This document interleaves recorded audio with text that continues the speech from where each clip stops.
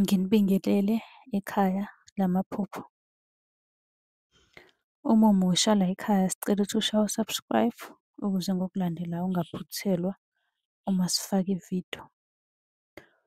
Ukubaluleka-ke kokuthi u-subscribe senzela ukuthi uma ubuza umbuzo kwi-comment sithi masibuya nevidiyo eyimpendulo, i-notification izongena kumakhalekhukhwini wakho ebese ividiyo uyayibona ngokushesha kanjalo.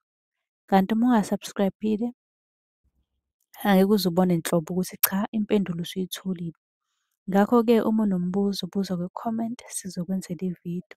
Uyakwazi futhi ukusi-inbox-a lapha ku-TikTok usi-follow-we, inbox ucele inombolo ka-WhatsApp ozobuza njalo kuyona ekuseni uma-ke kukhona isibonakaliso obenaso.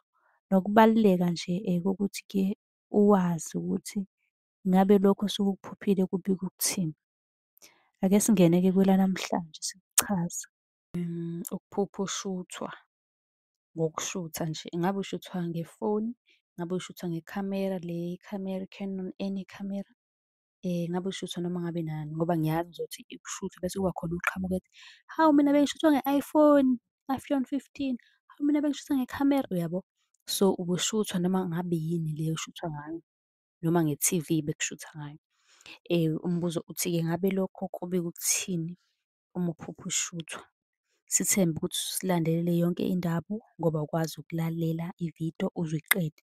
Unga-subscribe-ile ungasi-follow-le ku-Facebook. Lelo phupho-ke lokushuthwa alikho lihle. Nawe kumele usukumele uze ku-inbox sikwazi sikuxhumanise nogogo ozokwazi ukukusiza ekunikeze okufanele ukusebenzise. Kunezitha lapho phakathi, kunabantu abazama ukukuthwebula, akukho kuhle. Kuzomele ulisukumele lelo phupho uthole usizo.